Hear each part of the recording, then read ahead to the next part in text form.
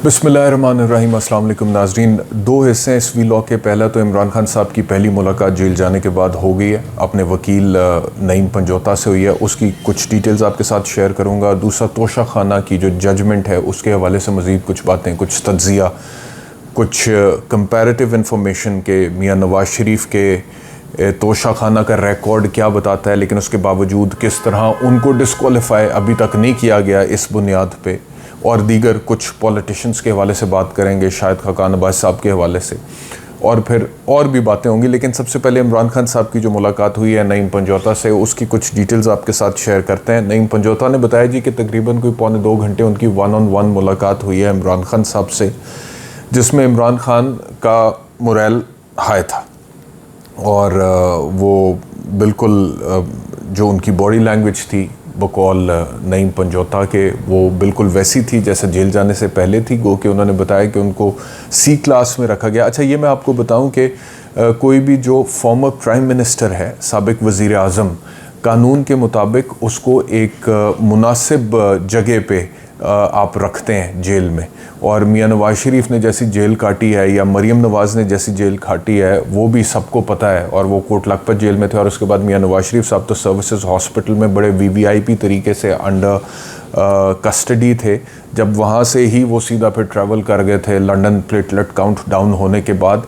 लेकिन जो सूरत हाल है जेल की, मियाँ नवाज़ शरीफ की और मरीम नवाज़ की, उसमें बहुत सारी फैसिलिटीज़ उन लोगों को मिली हुई थी। लेकिन नईम पंजोता ये कहते हैं कि इमरान खान ने बताया कि जो C क्लास है उसमें उनको रखा गया, एक छोटा सेल है, चक्की वाला छोटा कमरा है, उसके अंदर उनको रखा गया है, एक मैट्रेस दिया गया है, ओपन वॉशरूम है। ओपन वॉशरूम का मतलब ये है कि क्योंकि मैंने जाके देखा हुआ है जेलों के अंदर जो कैदी होते हैं उन किस तरह की कंडीशंस के अंदर रहते हैं, तो जो चक्की वाला छोटा कमरा है वो मिसाल के तौर पे 6x9 का अगर छोटा एक कमरा है, तो उसके अंदर जहाँ पर आप जगह है आपके बैठने की, लेटने की, छोटा सा एक कमरा है ना 6x9 का, तो उसी के साथ साइड पे उन्होंने वॉशरूम बनाया होता है, एक कमोड लगाया होता है, एक नलका लगाया होता है। यानी कि उसी जगह पर आप रहते भी हैं, खाते भी हैं, सोते भी हैं, और वहीं पर साइड पर कोने में उन्होंने एक कमोड लगाया होता है और उसको वॉशरूम का नाम दिया होता है। तो वो उन्होंने बताया जी कि एक ओपन वॉशरूम है। अच्छा, ये भी मैं आपको बताऊं कि आम हालात में तो जो कैदी वहाँ पर होते हैं C क्लास में, इस छोटे से 6x9 की चक्की वाले कमरे के अंदर भी कई कैदियों को डाला होता है, 10, 12, 15 लोगों को, और उनके कई दफ़ा सोने के लिए जगह भी नहीं होती है। लेकिन सर्टनली इमरान खान के साथ वो ये रिस्क तो ले नहीं सकते थे, और उनकी सिक्योरिटी का ख्याल रखना कि किसी और शख्स के साथ, कैदी के साथ वो राब्ते में ना हो और किसी की उन तक एक्सेस ना हो, तो उनको सर्टनली अकेले ही रखा गया। तो वहाँ पर उनको रखा हुआ है। और ये भी कहा नईम पंजोता ने कि इमरान खान ने बताया कि दिन के वक्त मक्खियाँ होती हैं वहाँ पे, रात को कीड़े होते हैं, यानी कि हालात बहुत बुरे हैं जिन हालात में ख़ुसूसन इमरान खान को रखा गया, और वो भी अटक जेल में। और ये जो कानून है, जो जेल मैनुअल है और जो कानून है जो B क्लास की बात करता है, मिसाल के तौर पे अगर आप simple member of the parliament भी रहे हैं ना जी, you are a member of the parliament, या आप वो रहे हैं, तो भी आप B क्लास के लिए इंटाइटल्ड होते हैं। तो यहाँ पे ये शख्स तो साबिक वज़ीर आज़म है, लेकिन उसको जिन हालात में रखा गया वो आज उनके वकील ने बाहर आके बताया। एक तो ये बात है। दूसरा ये है कि अपील के ऊपर दस्तखत ले लिए गए हैं। सुबह इस्लामाबाद हाई कोर्ट में अपील दाखिल हो जाएगी। सुप्रीम कोर्ट में एक पिटिशन आज डाल दी गई है उस फैसले के ख़िलाफ़ जो तोशा खाना का ट्रायल का फ़ैसला जज हमायुल अवर ने दिया था। हाई कोर्ट में सुबह अपील दायर हो जाएगी। एक पिटिशन इस्लामाबाद हाई कोर्ट में डाली गई है इमरान खान को अटक जेल से अडयाला जेल मुंतकिल करने के हवाले से और A क्लास के हवाले से, जिसके वो कानूनी तौर पर मुस्तहिक हैं। वो सुबह इस्लामाबाद हाई कोर्ट में लगी हुई है। चीफ जस्टिस आमिर फ़ारूक ने ही उसको सुनना है। गो के इंतज़ार नईम पंजोता ने यह भी बताया कि इमरान खान साहब ने कहा है कि मेरा जो भी केस हो वो आमिर फ़ारूक जो chief justice Islamabad high court के हैं उनके सामने उन्हें कहें कि वो ना सुने, क्योंकि उनसे इंसाफ की तवक्को नहीं है और किसी बेंच के सामने। ये पहले भी कहा गया था, लेकिन उसके बावजूद चीफ जस्टिस आमिर फ़ारूक ने उस पर किसी किस्म का कोई ऐसा ऑर्डर नहीं किया और उन्होंने खुद ही सुना और ख़ुद ही सुन के वो पिटिशनें सारी फारिग कर दी। एक पिटिशन में उनको एक हद तक रिलीफ दिया कि ख्वाजा हारिस को सुन के दोबारा जज हुमायूं दिलावर फ़ैसला दो। उसने फिर ख्वाजा हारिस को नहीं सुना और फ़ैसला वैसे ही दे दिया। तो अब दोबारा उस फैसले के ख़िलाफ़ भी आमिर फ़ारूक साहब के पास जाएगी, चीफ जस्टिस आमिर फ़ारूक के पास। लेकिन इमरान खान ने यह कैटेगोरिकली कहा है कि उन्हें चीफ जस्टिस आमिर फ़ारूक से इंसाफ की तवक्को नहीं है बकौल नईम पंजोता के, लिहाजा कोई और जज सुने। लेकिन सुबह फ़िलहाल चीफ जस्टिस आमिर फ़ारूक के पास ही वो लगेगा, वकला पेश होंगे, वो ये इस्तदा करेंगे। फिर देखना ये है कि जज साहब का ज़मीर क्या इशारा करता है। अगर तो ये इशारा करता है कि जी वो बिल्कुल भी मुतासिब नहीं है, तो फिर वो कहेंगे कि मैं सुन सकता हूँ, मैं तो मुतासिब नहीं हूँ। अगर वो इशारा करता है कि वो मुतासिब हो सकते हैं, फिर वो ये कह सकते हैं कि मैं किसी और बेंच को ये दे देता हूँ। और यही प्रिंसिपल साइट किया जाता है जज साहिबान की तरफ से और मुख्तलिफ कानूनी माहिरीन की तरफ से जब ये ट्रांसफ़र ऑफ केस की बात आती है, ख़ास तौर पे विद रिस्पेक्ट टू अ जज who is serving as a जज of one of the higher courts in the country. तो बहरहाल एक तो ये है, दूसरा ये है कि जो हक़ के दिफा था इमरान खान साहब का, जो कि दिया ही नहीं गया उनको, और एक निराला किस्म का फ़ैसला सादर फरमाया गया ट्रायल कोर्ट की तरफ से।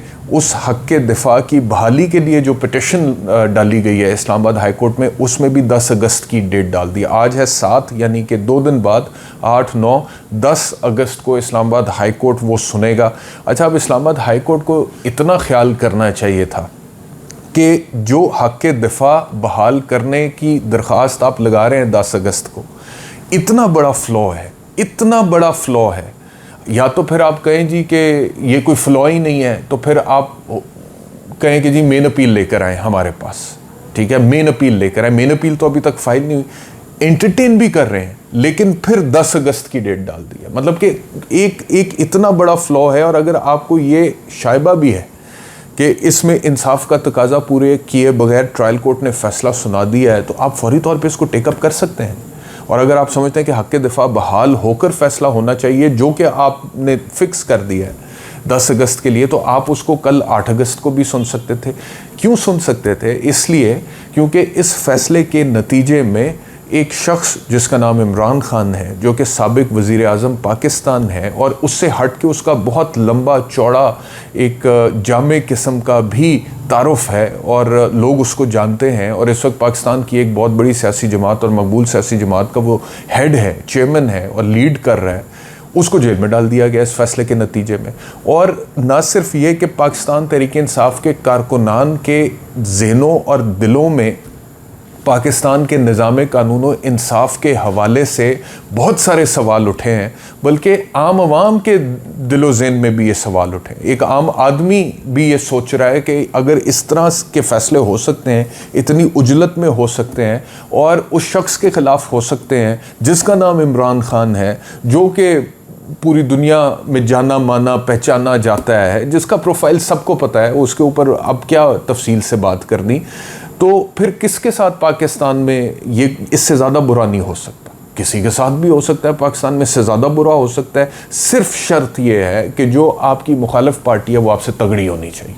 अगर तो उनका हाथ पड़ता है, वो आपसे ज़्यादा तगड़े हैं, तो फिर आपके साथ कुछ भी हो सकता है। अगर इमरान खान वज़ीर आज़म हाउस से निकलने के बाद और फिर तकरीबन 1.5 साल अपोजिशन में गुजारने के बाद, जिस 1.5 साल के अंदर कातलाना हमला का शिकार होने के बाद, उसके अलावा बहुत सारी और मराहिल में से गुज़रने के बाद, 180 FIRs का इंदराज होने के बाद, इवेंचुअली अटक जेल के एक छोटे से 6x9 या जितने भी वो कमरा चक्की जिसमें उनको रखा हुआ है, और C क्लास में रखा हुआ है और आम कैदियों की तरह रखा हुआ है, जैसे कोई कितना बड़ा कोई क्रिमिनल होता है, कोई हैबिचुअल ऑफेंडर होता है जो काबू आ गया बड़ी मुश्किल से हुकूमत के या लॉ इन्फोर्समेंट इदारों के, और इसको अब रखो और इसको एक इबरत का निशान बनाओ। अगर उसके साथ ये हो सकता है कि वो वज़ीर आज़म हाउस से यूं निकल कर 1.5 साल की सख्त तरीन ऑपोजिशन काट के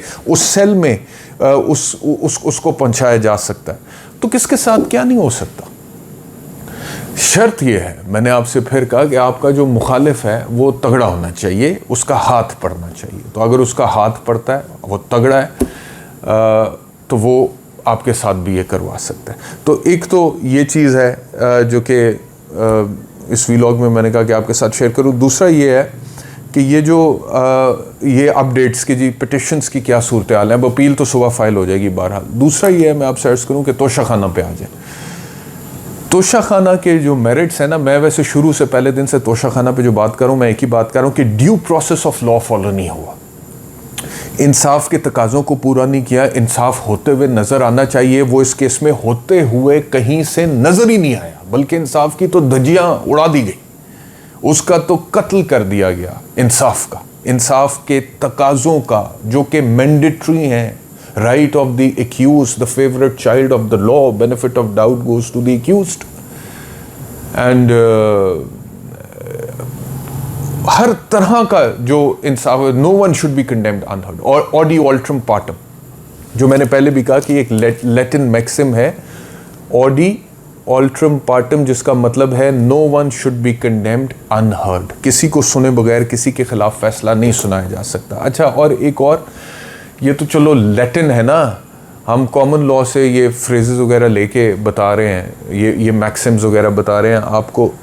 कुरान पाक में सूरह रहमान में अल्लाह रब्बुल इज़्ज़त फरमाते हैं, जब व अकीमुल वज़ना बिल किस्ती वला तुखसिरुल मीज़ान, तो उसका तर्जुमा ये है कि इंसाफ के साथ ठीक ठीक तोलो और तराजू में डंडी ना मारो। इंसाफ के साथ ठीक ठीक तोलो और तराजू में डंडी ना मारो। तो ये डंडी किसी सूरत, जो शख्स इंसाफ की कुर्सी पर बैठा हुआ ना, मैं तो समझता हूँ कि ये इतना बड़ा काम है, जो जज का काम है इंसाफ करना, इतना बड़ा काम है कि he has to be really conscious. अगर उससे इतनी सी भी डंडी लग जाती है तो अल्लाह ताला ने दूसरे इंसानों की किस्मतों के फैसले वक्ती तौर पर उसके हाथ में दिए होते हैं, जैसे आप मुनसिफ की कुर्सी पर बिठाते हैं। फलाना बेगुनाह है तो फलाना गुनहगार है, फलाने को फांसी की सज़ा है तो फलाने को उम्र कैद की सज़ा है, तो फलाने को 3 साल की सज़ा है, तो फलाना 5 साल के लिए नाअहल है, तो फलाना बाइज़्ज़त तौर पर बरी है। ये कोई छोटी जिम्मेदारी नहीं है कि आप बैठे इंसानों की किस्मतों के फैसले कर रहे हैं एक कुर्सी पर।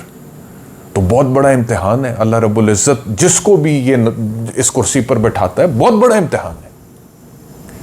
तो उसके बारे में भी जब इरशाद है कि इंसाफ के साथ ठीक ठीक तोलो और तराजू में डंडी ना मारो, तो अगर ये डंडी लगती है तो अल्लाह माफ़ करे, ये तो फिर अल्लाह बेहतर जानता है कि रोज़े जज़ा व सज़ा वाले दिन उसके साथ क्या होगा, जो भी ये डंडी मारता है। तो कहने का मकसद ये है कि एक जज को तो ख़ास तौर पे बहुत कॉन्शियसली चलना चाहिए। तोशाखाना क्विकली मैं आपसे अर्ज़ करूं कि जो फ़ैसला है, मुझे उससे इसलिए इख्तलाफ है क्योंकि नंबर एक तो ये कि ड्यू प्रोसेस को फॉलो नहीं किया गया, हक़ के दिफा नहीं दिया गया जिस तरह से दिया जाना चाहिए था, वकील को नहीं सुना गया, गवाहान को मुस्तरद कर दिया गया तलब करने से, बहुत बड़ी ज़्यादती की, और उसके बाद उजलत में फ़ैसला सुनाया, और उसके बाद फ़्लाइट पकड़ी और रूल ऑफ लॉ की जो वो था ट्रेनिंग, वो अटेंड करने हजूर वाला तशरीफ़ ले गए। तो मुझे तो इन्हीं बातों के ऊपर बुनियादी तौर पर एक वकील की हैसियत से इख्तलाफ है। लेकिन अगर मेरिट्स पे आ जाए मिसाल के तौर पे, तो मेरिट्स पे आप देखें कि एक घड़ी अगर इमरान खान ने लिया है, तोशाखाना से तोहफ़ लिए हैं और वो उनको डिक्लेयर किया है, और उसको 20% या बाद में वो जो कहते हैं कि 50% पे हम ले गए थे और वो दे के उसके बाद हमने उसको निकलवाया है, और वो मानते हैं, ओन करते हैं, और उसके बाद उन तोहफ़ का जो उनकी मालियत है, उनकी जो वैल्यू है, उनका जिक्र अपने टैक्स के डॉक्यूमेंट्स में कर दिया, रिकॉर्ड पे मौजूद है। तो सिर्फ इस बुनियाद पे कि इलेक्शन कमीशन ऑफ पाकिस्तान के फॉर्म बी में उनका जिक्र नहीं है, अगर तो वो छुपाने होते, करप्शन करनी होती, खाने होते, कंसील करने होते, तो फिर टैक्स के रिकॉर्ड में उसका जिक्र क्यों किया गया? उसमें तो उसका जिक्र किया गया। इसका मतलब ये है कि this is a case of omission, यानी कि कोई चीज़ आपने जो एक जगह हुकूमती सरकारी रिकॉर्ड में जहाँ से आपका टैक्स कटता है वहाँ पे आप मेंशन कर चुके हैं, मेंशन कर चुके हैं, और उस हवाले से अगर टैक्स का कोई मामलात है वो आप हल कर चुके हैं, तो दूसरी तरफ सिर्फ डिक्लेयर ही करना था ना, वहां पे तो कोई टैक्स नहीं देना था, वहां पे तो टैक्स कोई देने, जहां पे मतलब कि छुपाने तो फिर टैक्स रिकॉर्ड में चाहिए थे, अगर पैसा बचाना था वहां पे तो मेंशन किए, लेकिन दूसरी तरफ तो सिर्फ मेंशन करने थे, और मेंशन करने की कोई पेनल्टी, कोई उसके नताइज इस तरह के नहीं थे, तो वहां पे अगर वो मिस हुआ है तो this was a simple case of omission, जिसमें होना ही चाहिए था कि court rectification of form B की एक एप्लीकेशन को एंटरटेन कर लेती कि अच्छा ये इन्फॉर्मेशन बाकी खातों पे तो मौजूद है, यहाँ पे मेंशन नहीं किया तो यहाँ पे भी मेंशन होनी चाहिए थी, तो वो भर जाए दे दें, लेकिन उसमें से करप्शन और मेल प्रैक्टिस और क्या क्या कुछ निकाला गया है, करप्शन निकाली गई है, और उसकी बुनियाद पे मैक्सिमम सज़ा 3 साल की और 5 साल की नहली और जुर्माना भी मैक्सिमम जो हो सकता था under section 174 of the election act 2017 वो कर दिया गया। तो अगर दूसरी तरफ आप आए तो मियां नवाज शरीफ के इस वक्त जो मीडिया के ऊपर इंफॉर्मेशन फ्लोट कर रही है कि उन्होंने 13 जनवरी 2016 को घड़ी ली, पेन लिया, अंगूठी ली, नेकलेस लिया उन्होंने और कुलसूम नवाज साहिबा ने, जिसकी मालियत 9 करोड़ 10 लाख रुपए थी, 1 करोड़ 84 लाख में ये लिया, और उनका जो फॉर्म बी है उसमें इन चीज़ों को डिक्लेयर नहीं किया डिक्लेयर, ये रिकॉर्ड बता रहा है। तो अगर नहीं किया तो मियां नवाज शरीफ जो है वो 9 करोड़ 10 लाख की चीज़ें 1 करोड़ 84 लाख में लेके फॉर्म बी इलेक्शन कमीशन वाले में जाहिर ना करें तो कोई डिस्क्वालिफिकेशन नहीं है। अच्छा, फिर 13 फरवरी 2016 को मियां नवाज शरीफ की घड़ी है, पेन है, गोल्ड रिंग है, कफलिंग्स हैं जिसमें गोल्ड है, डायमंड है, 1 करोड़ 60 लाख कीमत है, 32 लाख रुपए में लिए। और रिकॉर्ड जो है फॉर्म बी का उसमें वो रिफ्लेक्ट मीडिया पे जो इस वक्त बात हो रही है उसमें कह रहे हैं कि नहीं करते हैं, तो मियां नवाज शरीफ की कोई डिस्क्वालिफिकेशन नहीं है। शाहिद खाकान अब्बासी अक्टूबर 2017 में ज्वेलरी सेट है, नेकलेस है, ब्रेसलेट है, समीना शाहिद उनकी जो वाइफ हैं, वो तखमीना उसका 10 करोड़ लगाया गया है, अदायगी 2 करोड़ की दी गई है, फॉर्म बी में जिक्र नहीं किया गया। फिर पेन है, अंगूठी है, कफलिंग्स हैं, शाहिद खाकान अब्बासी 2 करोड़ 20 लाख 45 लाख में लिए हैं। 28 नवंबर 2017 को रोलेक्स घड़ी है, कफलिंग्स हैं, 2 करोड़ 30 लाख कीमत है और 46 लाख रुपए में लिए गए।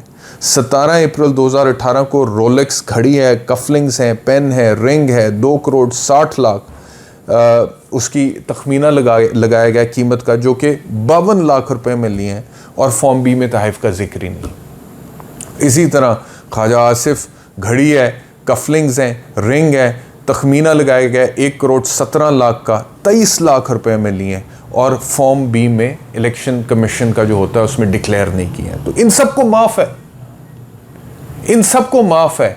अच्छा, अब यहाँ पे जिक्र नहीं किया तो इसकी तौजीहात निकल आएंगी बहुत सारी, तो केस ही नहीं चला ना। और जो केसेस चल रहे थे, तोशा खाना से गाड़ी लेने वाले जो वैसे गैर कानूनी है, लिए नहीं जा सकते, उस पर नैब के रेफरेंसेस थे, वो ख़त्म हो गए क्योंकि हुकूमत ने अमेंडमेंट कर दी थी कि 50 करोड़ से नीचे की करप्शन के ऊपर नैब जो है वो जो रिस्ट्रिक्शन एज्यूम नहीं कर सकता। अच्छा, उधर से तो चलो ये अमेंडमेंट के बाद ख़त्म हो गए, और कहीं पर क्यों नहीं खुले?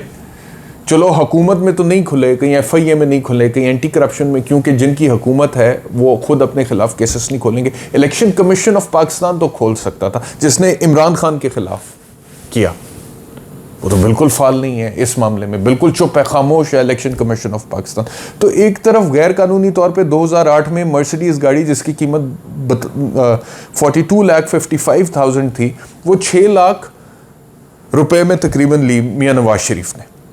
आसिफ जरदारी ने 5 करोड़ 78 लाख की BMW और 5 करोड़ की टोयोटा लेक्सस, ये दोनों मिला के 10 करोड़ 78 लाख की 2 गाड़ियां 1 करोड़ 61 लाख रुपए में ले ली। और 2009 में 2 करोड़ 73 लाख रुपए मालियत की BMW जो तोहफे में मिली थी, 41 लाख रुपए में खरीद ली, जो कि कानूनी तौर पर गाड़ी ले ही नहीं सकते हैं, लेकिन उन लोगों ने ली, रिकॉर्ड बताता है, और कोई केस ही नहीं है।